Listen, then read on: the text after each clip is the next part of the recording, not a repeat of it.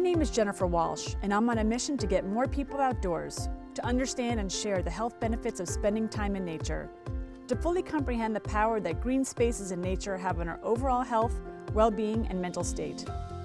We decided to film the entire season at the beautiful wellness community, Serenbe. Their mission is to live and work in harmony with nature, connecting people to nature and each other, so choosing to film in this beautiful place was a perfect fit in every way. The conversations on my walk are open and lively. We speak to a cross-section of industry leaders, people with varied backgrounds, yet all share how their connections and time spent in nature have shaped their life and their work. Join me on a walk with Walsh. This season made possible by Mother Dirt, good bacteria for great skin. Hi, I'm Jennifer Walsh, and welcome to this week's episode of A Walk with Walsh, where this week I'm with the lovely, talented, beautiful Carrie Pay. How are you? Hi, I'm well. Thank you. How are you? I'm great. I'm so happy you're here. Oh my gosh. Well, I know this is kind of like your backyard, Yes, in a way. This literally is my backyard. So I'm thrilled that you could do the walk with us and to kind of talk to us about your background and why nature and what you do. Oh my gosh. Well, what I do actually should be reflective of nature, I believe, because what I do is create products that go in interiors. And so if we don't take nature into account when we're sitting in a space, then we're denying ourselves what things help us be well in a space. Okay, I'm just so happy you just said all that. We can finish right now. It makes so much sense and it's so important. And so many people aren't in line with that message yet. You know, it's really kind of funny because remember back in, well, maybe you don't, but remember back in like the 880s, we went through a real minimalist kind of phase, bare. And some people thought that they were removing nature out of like removing the decorative elements out of the space. But in ways, that was almost the most connected we were to nature. Sure. Because those spaces allowed us to really pay attention to light and shadow and texture. Sure. Interesting. And just allowed us to be quiet in those spaces. Well, you know, we go through these different genres and we become more decorative and you know, kind of industrial and cool and stuff when we're actually removing ourselves from nature in those ways. So what I think I like to do is try to get back to light and shadow and texture and quiet. Yeah. How do you do that? Well, you know, walks in the woods really inspire you. They inspire you? Yeah. And how do you then add that or take that to work? And what do you do with those ideas and images? Well, what I'm doing right now is I'm tufting carpets. Okay. And so when you're working with tufting machines, it's like glorified sewing machines. Okay. And so all you can really do with that vertical movement is bury yarns or raise yarns. You're kind of sculpting in a way. So if you think about it, when we're walking in this wood right now. Yes. How beautiful is this, by the way? Yeah, incredible. It's glorious. But what's going on at our feet, besides the sound of walking on the leaves? Sure. But even that has a texture to it. Absolutely. But, you know, you have these variegating surfaces. And try to capture that because this is really quite natural. Yeah. But without having to like draw leaves or draw sticks and stuff like that. But create textures that replicate the way that nature is kind of already imperfect. There. Oh yeah. And you know, it creates a sort of a connection between our brains and our feet. Absolutely. I like that. Kind of like your body and your brain really need that kind of connection to feel whole. I would think. Oh yeah. Yeah. Oh yes. And that goes back to something called epigenetic programming. Yes. Can you tell us a little bit more, because I'm fascinated by this and I know you've done great studies in this, so tell us a little bit more. So epigenetic programming describes how our brain is programmed to respond to our persons in space in an environment. And so the environment can influence us from the moment that we're born. Wow. And it becomes programmed in a way into our neural activity. Are they just studying this now? Yes, they're Okay. doing a great study at Mount Sinai Hospital Okay. that the National Institute of Health, I think, gave them $40 million grant Oh, to wow. study the impact of the environment Mm-hmm. on the person and how far it goes back. I mean, even to probably prenatal. No kidding. Influence, the mother is influenced by the environment, Sure, and that affects sure. the baby. That makes so much sense. When you Yeah. think about it, you're like, of course it would. Yeah. Absolutely. Yeah. So that, to me, is so incredibly important right now in terms of how we can design spaces Mhm. for infants and for toddlers and for children and for primary school, Yeah. secondary school, that can connect us to nature but can also make us more healthy. Yeah. Make us more focused, make us more productive, make us calmer, And make us less anxiety. That's so needed right now. And you'd think if more people knew and understood what you're saying, like right now, that they'd want that in every Yes. school, in Yes. every like government office, in Yeah. every office building, and even like in my own home. Yes. I want to be as connected to nature indoors as I am outdoors. Yes. And if I know it's healthy and good for me, Yes. why wouldn't I? Yeah, You know? yeah, absolutely. And also because you talked about, before we even came on camera, about sound. yeah. And even connection to like what you're creating indoors in your space and the amount of sound that we are affected by. Yes. And so when we're in these spaces that have a lot of hard surfaces, Yes. glass, steel, cement, the things that make us feel like we're in really cool Yes. places, those spaces are actually challenging our brain every single second.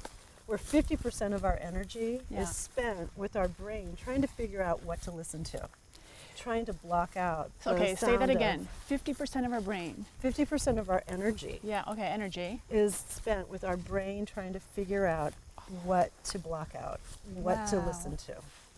And that's That's it. incredible when you actually can sit somewhere and just think about all the different sounds that are around us. And we're sitting in an office building, especially in New York City. How much noise there is. Yeah, It's constant trauma. yes. Yeah. Wow. I mean, the amount of time it takes for a person to be able to swing back into focus after being disrupted by, some clanging going on in the kitchen or the elevator doors Yes. opening and closing or the squeaking of a cart across the floor. If they're distracted by that, the amount of time it takes them to swing back to regain their focus really takes away from their productivity. Wow. And so if we think about how we can absorb sound more and measure the amount of ambient noise inside a space, because right now we don't measure the amount of ambient noise in a space. We only measure the amount of ambient noise that's blocked out from the street coming into the building. Oh. Yes, so many that's of a our great point. building standards, like Yeah. the U.S. Green Building Council, and so for LEEDs and Yes. for the all these different standards that we have in measuring the health of a space, Yes. none of them measure the ambient noise inside a space. Wow. I didn't know that. Yeah, That's fascinating. Yeah. And so important again. it's so important. How can we not be studying that Yeah, and taking care of that space that we need so desperately to be a place of peace? You know? a place where you want to go home and be able to focus on your family. Yes. But if you're spent, day after day just exhausted going home because you're challenged by the ambient noise or you're challenged by the lack of proper lighting or if you're challenged by not having any kind of references to nature, Yes. you go home, it takes you so much time to just relax and decompress. Sure. Sure. And be present for your family. Yeah. So if we take into considerations as we're building spaces, if we're creating office spaces, we're creating even spaces that you're not working in. Places like dormitories or Oh, yeah. libraries and places where you have references to nature. You have materials that are absorbing sound. Sure. And you have a place where you don't have to be constantly interrupted by traffic going through. Yeah. A lot of these Yeah. big open office spaces Yes. have that challenge. Yes. we design spaces with those things in mind, then we can go home and have healthier lives outside of work. It's a great point, because I don't even think about that. But I do think, like, being in, because I live in New York, and going out and going to dinners or doing events, and then I come home and I have to just stop and just try and calm down for a while, because my body's like on this vibration of, I'm doing so much, and then I try and come home and just relax. But again, there's so much sound outside my window, and I never thought about that. Well, I too live in New York. Yes. I have the best of both worlds. Yes, you do, living here and there, which I think I might have to try and follow up on that too. I highly advise it. How can you not want to be here all the time? Oh, I know. So what are you working on now, though, if you don't mind me asking? Oh, yes. Well, so I've discovered this book at Barnes & Noble. Okay. And it was just sitting there on one of their like new, fresh off the press tables. And it's called Ikigai. Ikigai. Okay, yes. Ikigai is the secret to longevity and happiness. Oh, wow. It's a Japanese secret to longevity and happiness. Ikigai is a word that translates to mean purpose and finding your purpose. So this year we are finishing our development, which will launch next year. And this is at Interface, correct? At Interface. Okay. For the first carbon negative carpet you're kidding. collection. Yes. Wow. We are producing, my team has produced 5 carbon negative products, and then our outside consultant has produced a few more. Oh my gosh, congratulations. Thank you. That's We're very exciting. proud of it. Very exciting. And I'm sure very hard to do. Yes, because we really want to have the focus and create, more conversation about bringing carbon down. Carbon, we have an abundance of carbon in our atmosphere. Yes. We know that that is leading to global warming. And what can we do in our own way to make an impact so that other people follow? Absolutely. And that impact, it has such a huge ripple effect. Oh, 100%. We saw this when we first started looking at changing the way that we manufacture. Okay. So at Interface, we manufacture with carbon neutrality. We have 7 manufacturing plants around the world. Wow. 6.5. Okay. And they're all carbon neutral.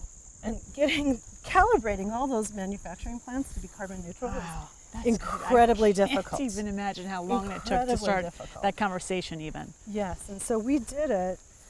Prior to that, we started with doing something very simple, and that was making all of our products have recycled content.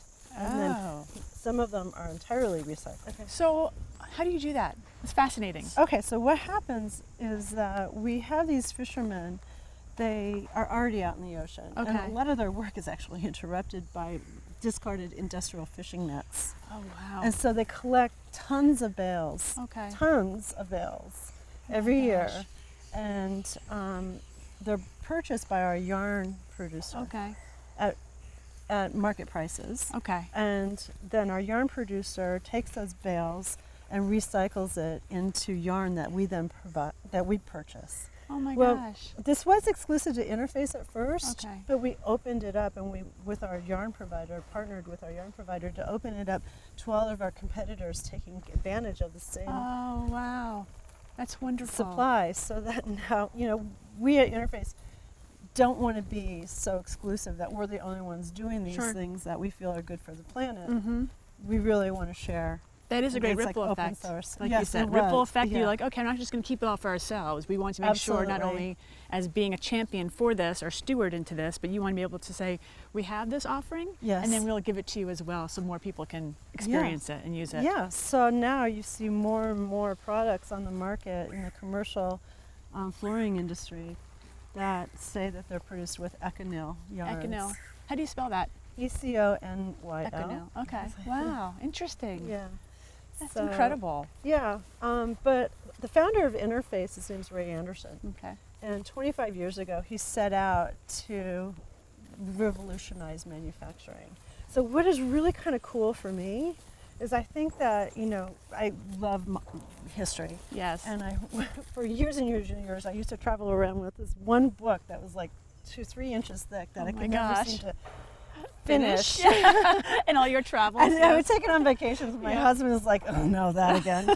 And it was called The Birth of Modernism. Okay. It was a great book. But, you know, it talks about everything that's happening all around the world that enabled us to be where we are today. Oh, fascinating. From the turn of the century on. Mm-hmm. And it's really kind of interesting to note that, like, in the mid-1800s, what was happening in China was like the missing ingredient to enable something that was happening in France to come together to develop an industry in the United States, you know, like the steam engine. Yes. Or flight. Yes. And it's just all so interesting. Well, I feel like that's what's happening right now in manufacturing. Like, we're having another kind of industrial revolution.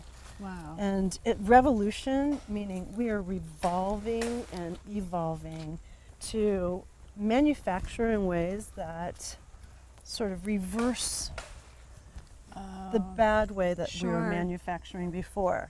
Yes. You know, now we have much higher standards and just the industry itself.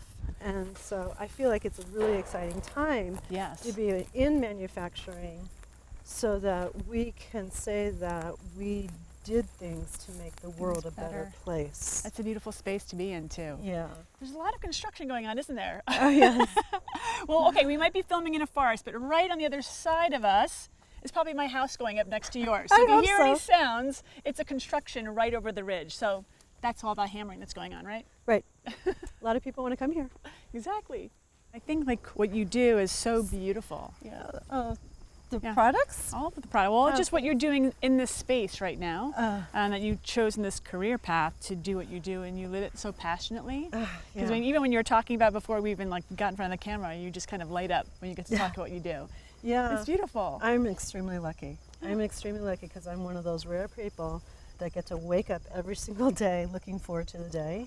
That's great. And I don't know how, you know, like pinch me, I don't know how I got this life, but yeah. It's pretty great. But here you are, like around the space of nature. And when you see certain lights or certain objects in nature, do you then take that and say, you know, I want to integrate that? Or is it a light or is it a color? Like what kind of really gets you going to say, oh, I had an idea for something, a texture or a carpet or whatever it might be? Yes. I mean, so going back to you know, you asked me about what I was doing now, and I told you about this book, Ikigai, and how that ties into having a purpose, and that ties into Interface's mission to reduce carbon in the atmosphere. That collection is about Japanese textiles, and how, you know, Japanese culture is inseparable from nature. Exactly. Yes. There's nature in everything that they do, you know, and you think about even how they have enameled dishes. Yes. And that enamel, the purpose of that enamel is how it feels in your hand. Sure. You know, and, you know, versus a ceramic bowl. Ceramic bowl is kind of heavy and cold. That enamel is soft and warm and light. So you feel the liquid in a soup bowl. Yes. You're in touch with the nature. Well, that makes a lot of sense. That way. So the Ikigai collection is, yes, it's about carbon negative carpets, but aesthetically it's about touch. And there are these things that they do in Japan also, that they've made an art form out of things that are broken. Okay. So in ceramics, they have raku, you know, with the cracks, and it looks really beautiful. And then with wood, and like say you take that ceramic bowl and you smash it, well, the Japanese will put it back together. I've seen that, and then they kind of really glaze over it or paint over it. Well, they put it back together and they solder it with gold.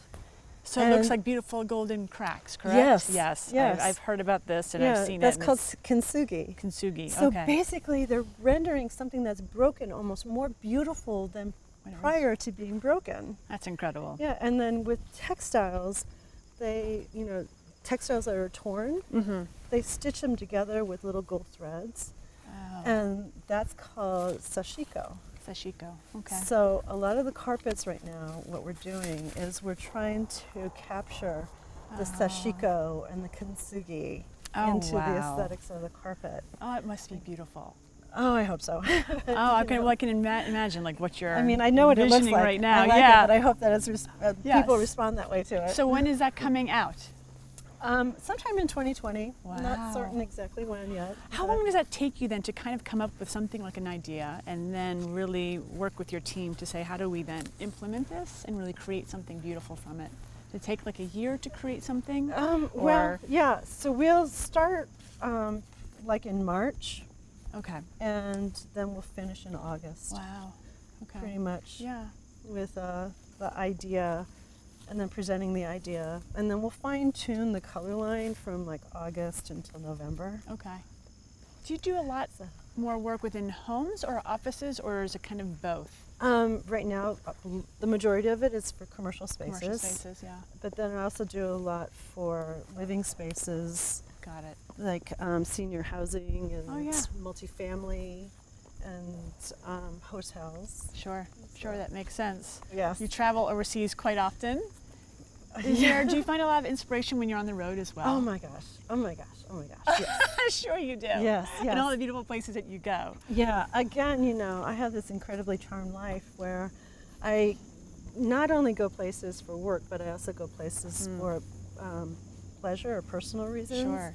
And so my husband, who is very international and grew up traveling the world, has that travel bug as well. Oh, that's wonderful. So together we've visited a lot of third world countries, a lot of communist countries, places that are sort of off the beaten track to the average American tourist. And like one time we were in a rainstorm in northern Africa, and we were in this bus, and we were going across this completely like uninhabited space. Wow. And you can see way, way, way across the horizon that there are these little specks of color. Oh. And those little specks of color in the rain, they were muted. Yes. And then the rain stopped and the sun came out, and then they just became really, really bright. And it was just fascinating to see. Those little specks of color were people's robes. Oh, you're kidding. They were wearing. They were outdoor in the rain. They were still working. Oh my gosh. And it was just fascinating. Once the sun came out, and the rain wasn't. Yes. It was just. But it really, things like that stay with you. Oh, of course. Obviously, yes. And so, what design means to me is an opportunity to connect with nature, but then also to create or elicit a memory. Oh, that's it.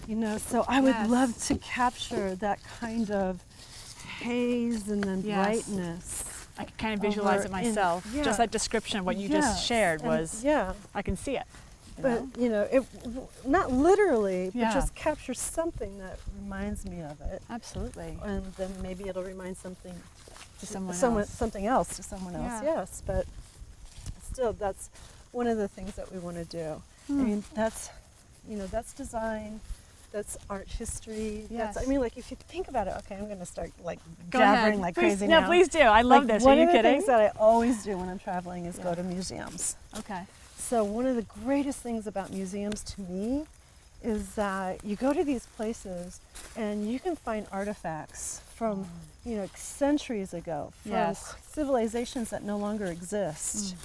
But it's like those humans, and usually there's not an artist attached to it, it's just anonymous. And those humans are like reaching up from the past and connecting with me. And that's how we connect as humans. It's like these dots through time, connecting us all to each other through those kind of expressions, through crafting and creating. I think that's it. It's creating, like what you're doing even as well. Like Yes. you're setting your place in history. Like I'm creating something that resonates with me. Yes, I mean, I think about like some of these masks. I saw Yes. there was a great exhibit at the Met last year, and it was these masks that were sub-Sahara, and the mask replicated the scars that were on the person's face, and then, in a tribe they were scarring Sure. as status. Okay.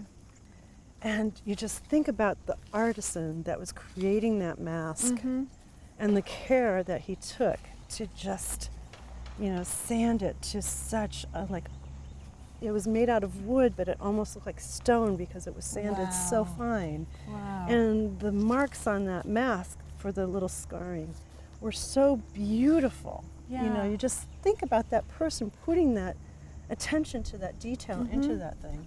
Yeah. And I hope that I put as much attention into the details of the things I create. Sure.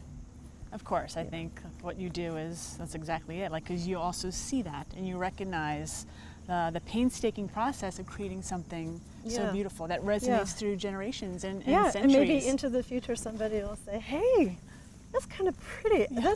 I love that. Yeah. I don't know why I love it, but I do. But it resonates. Yeah. It ignites something within you to really just feel. Yeah. And I think that's what we want to do as humans. We want to feel something. Yeah. We want to be connected to. Yeah. And something. also kind of through technology, through materials, represent our place during our time on this earth. Yes, absolutely. I know. Do you have a favorite museum? I've been to a lot of museums. Yes. And people say that the Hermitage is the greatest museum in the world. And the Hermitage is pretty Beautiful, great. yes. Pretty beautiful. But I have to say, right in my backyard up in New York, Yes. the Met. Metropolitan Museum of Art. It's pretty spectacular. I should say the MoMA. Oh, I get it though. I But- get it. I know, you have like these two levers. But the Met is so wonderful just to explore, Yeah. that we get to do that because we are almost neighbors in New York. Yes. Like I was just there Yeah. last week on a Friday night on Yeah. the rooftop, even just watching the sunset. Oh, And yes. then be able to walk through the art afterwards and Yes. just say, And don't you love that the museum was planted in a park? I know. Yeah. I know. It's just Perfect. it is perfect because it's all about those textiles Yeah. and the textures and the feelings and the emotions you get from being in one of the most beautiful parks in the world Yeah. and in one of the most beautiful museums in the world. Yeah. Yeah. Yeah, and as far as like new museums go, the Fondation Louis Vuitton in Paris is near a park also. Oh, That's pretty cool. I'll have to go check They that had out. yeah, they had a great Basquiat show last year, Oh my goodness. and a lot of museums they put in more industrial places these days. Sure. Yeah. So I just wish that they would just think Change about into a park? placement. Yeah. Okay, one more question for you too. So being in Serenbe, what do you love to do here? Just be. Yeah. I have to say, I get it. It's just be. I mean, so I just had a birthday. Oh, happy birthday. Thank you. Happy birthday. And I didn't tell anyone. Oh, really? No, my Well, thanks for hus- sharing it with us then. Oh, So just your birthday. So my husband was in China or something like that. I don't know. He's always gone. And my daughter was up in New York. Okay. And I had to be down here for work. But I didn't tell anybody it was my birthday Okay. because it was the most perfect birthday. I went to our local wine store Okay. and picked up It's a great couple wine of shop, by the way. two really Yeah, nice bottles, walked in there and said, hey, I have a birthday I'm buying for. He thought I was talking about someone else. Oh. But I brought back these two bottles of wine. I opened up one, sat on my stoop with a glass, and just waited for neighbors to come by. The next thing you know, I had like 10 people on my porch No kidding. having a glass of wine with me. I brought out a bunch of munchies. We were just That's all great. convivial. And what is the verb? Conviviating? Conviviating, maybe? I think maybe. I'll have to check on that. I don't know. But that's what's so perfect That's about Serenbe. Serenbe. You Yeah. just open a glass of wine, sit out on your porch, and you have a party in 15 minutes. That's great. It's all about community. It I know, is. it really is. And so then at the end of the night, Yeah. when people were starting to leave, I said, you guys, I just want to thank you for giving me the best birthday I've had in years. And they didn't it was even so know. fantastic. No, they're like, Oh, why didn't you tell us? Of course. Because it wouldn't have been so perfect. Yes. You just had the opportunity just to celebrate with Just everyone. to be. Just to be. Just Yeah. to be.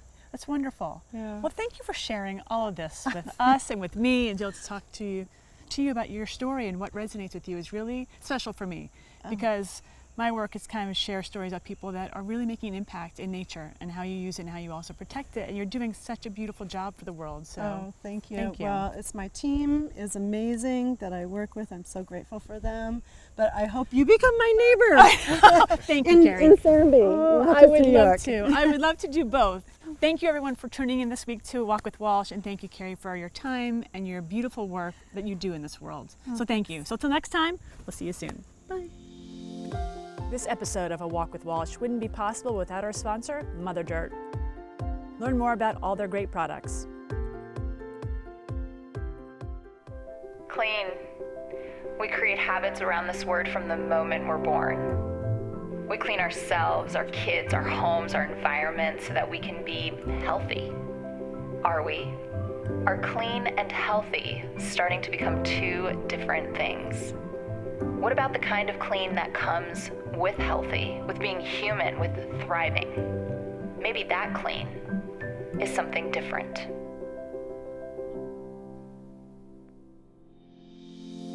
And I want to thank our season partners, the Inn at Serenbe and Igni Productions.